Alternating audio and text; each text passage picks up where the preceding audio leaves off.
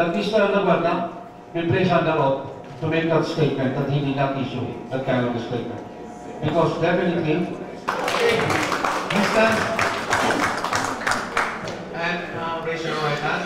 You swear to tell the truth and nothing but the truth before this committee? Yes, ma'am. Okay.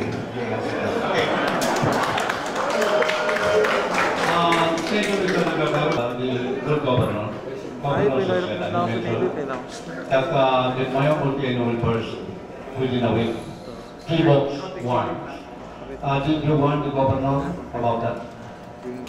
I always stated in that briefing that based on the bulletin alert level 3, possible eruption within weeks, and added more that if we raise the alert level, the parameters will intensify.